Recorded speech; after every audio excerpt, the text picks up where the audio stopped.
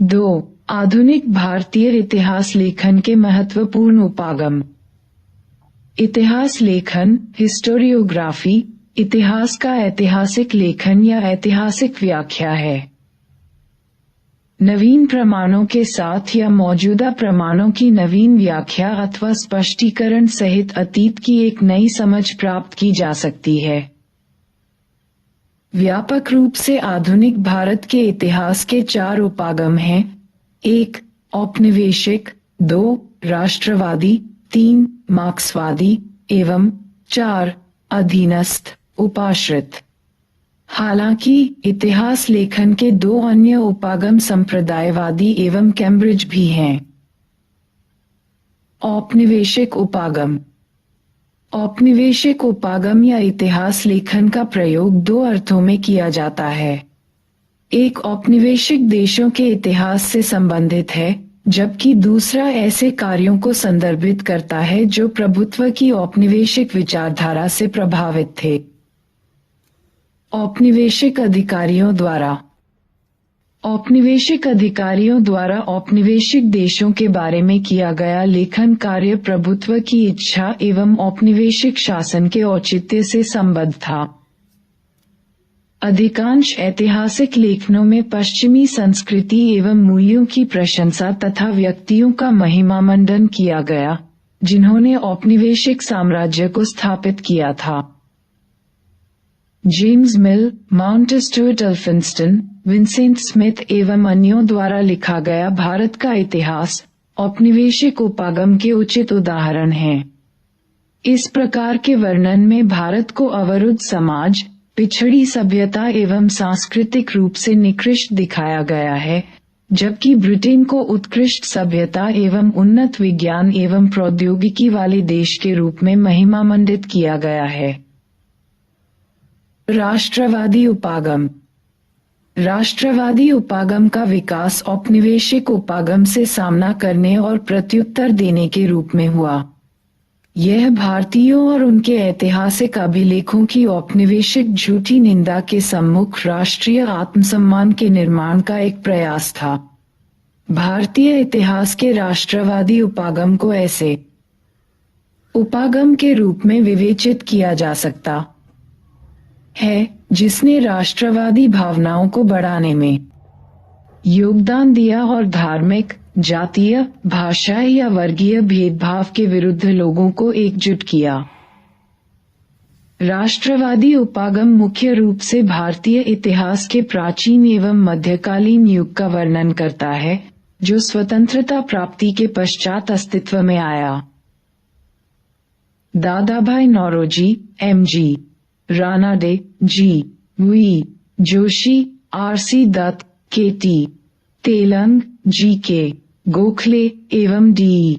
वाचा जैसे गैर अकादमिक राष्ट्रवादी अर्थशास्त्रियों द्वारा 19वीं शताब्दी के अंत में उपनिवेशवाद की विस्तृत एवं वैज्ञानिक आलोचना की गई।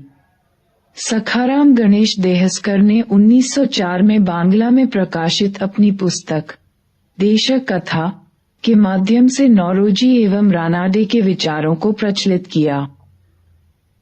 राष्ट्रवादी उपागम ने सामाजिक सुधार आंदोलनों को उचित स्थान दिया, लेकिन इस ओर उनका दृष्टिकोण आलोचनात्मक नहीं रहा और उन्होंने अक्सर निम्न जातियों और जनजातियों द्वारा चलाए गए मुक्ति आंदोलनों की उपेक्षा की। इस उपागम ने आर्थिक, सामाजिक और सांस्कृतिक इतिहास की उपेक्षा की। मार्क्सवादी उपागम। भारतीय इतिहास के सभी क्षेत्रों में, चाहे इसे काल या विषय द्वारा विभाजित करें, दिया विभिन्न क्षेत्रों में उनके कार्यों ने इतिहास लेखन के मार्ग या दिशा को परिवर्तित किया। मार्क्सवादी उपागम। भारतीय इतिहास के सभी क्षेत्रों में, चाहे इसे काल या विषय द्वारा विभाजित करें, मार्क्सवादी इतिहासकारों ने महत्वपूर्ण योगदान दिया। विभिन्न क्षेत्रों में उनके कार्यों ने इतिहास लेखन के मार्ग या दिशा को परिवर्तित किया। औपनिवेशिक, साम्राज्यवादी उपागम की तरह मार्क्सवादी इतिहासकारों ने औपनिवेशिक स्वामियों एवं अधीन लोगों के हितों के बीच प्रारंभिक संघर्ष एवं विरोध को स्पष्ट रूप से देखा।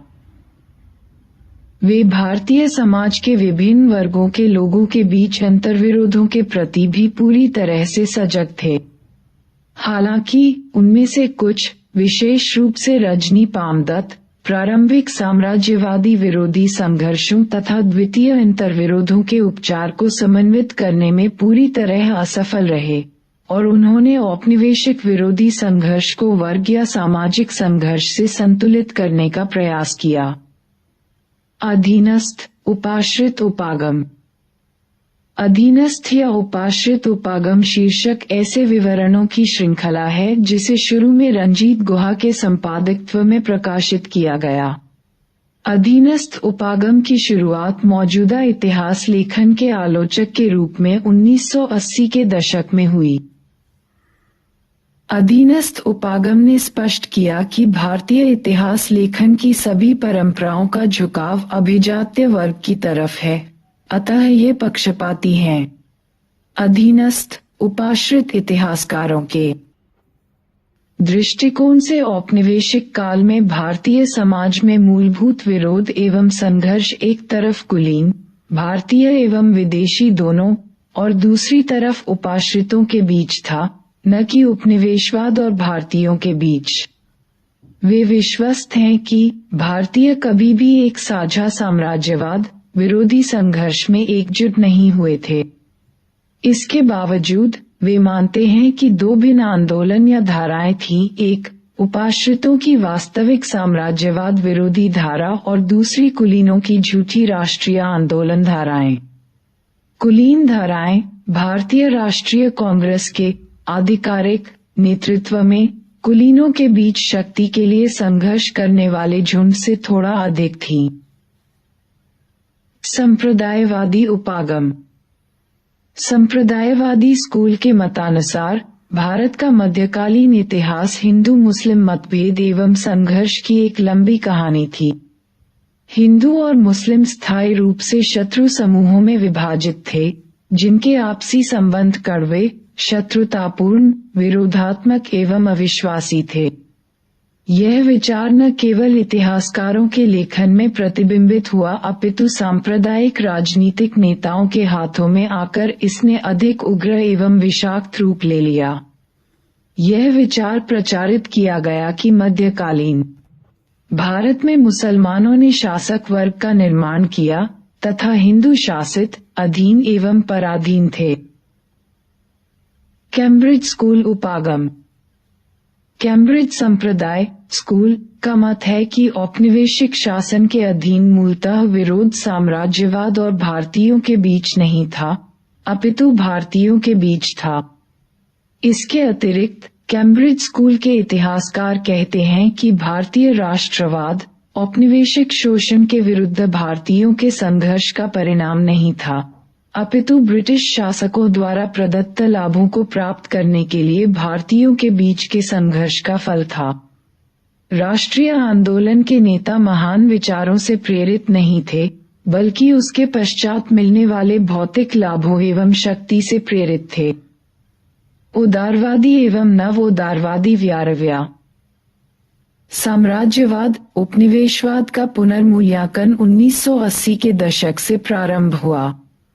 कैन एवं हॉपकिंस 1993, पैट्रिक ओब्रायन 1988 तथा डेविस एवं हट्टनबेक 1986 ने उपनिवेशवाद के चरित्र को लेकर मार्क्सवादी एवं वाम उदारवादी प्रबुद्ध वर्ग के कुछ निष्ठापूर्ण विचारों एवं दृष्टिकोण पर प्रश्न उठाना शुरू किया। इस उपागम प्रस्तावक तर्क देते हैं कि उपनिवेशों का आर्थिक शोषण पूरी तरह से अंग्रेजों के लिए फायदेमंद नहीं था। औपनिवेशिक क्षेत्रों में ब्रिटिश औद्योगिक वस्तुओं के लिए बाजारों की उपलब्धता और बाहरी देशों या बाजारों में पूंजी निवेश, भारत में रेल परिवहन की व्यवस्था करना, ब्रिटेन में घरेलू निवेश को हतोत्साहित और नवीन औद्योगिक विकास को प्रभावित कर सकता था। नारीवादी उपागम। महिलाओं के योगदान पर इतिहास लेखन का आरंभ 1970 के महिला आंदोलन से माना जा सकता है, जिसने भारत में महिलाओं के अध्ययन के अभ्युदय हेतु संदर्भ एवं आवेग प्रदान किया। महिला इतिहास की शुरुआत 1970 के दशक से शुरू हुई क्योंकि कई नारीवादी बुद्धिजीवियों ने स्वयं को बलात्कार, दहेज एवं घरेलू हिंसा के विरुद्ध शक्तिशाली एवं उग्र आंदोलनों में संलग्न किया। महिलाओं के प्रति लेखन B.R. नंदा द्वारा संपादित इंडियन वुमेन फ्रॉम पर्दा टू मॉडर्निटी जैसे कार्य के साथ शुरू हुआ। औपनिवेशिक काल में भारतीय महिलाओं की अत्यंत दयनीय स्थिति को पंडिता रमाबाई द्वारा लिखित the high cast Hindu women 1887 और कैथरीन मेयो द्वारा लिखित मदर इंडिया 1927 में दर्शाया गया। भारतीय सभ्यता में महिलाओं की स्थिति और दर्जे से संबद्ध अन्य लेखकों में B.C. Law, women in Buddhist literature 1927, I.B. Horner, women under primitive Buddhism 1930 और A.S. Altekar, the position of women in Hindu civilisation from the prehistoric times to the present 1938 प्रमुख हैं।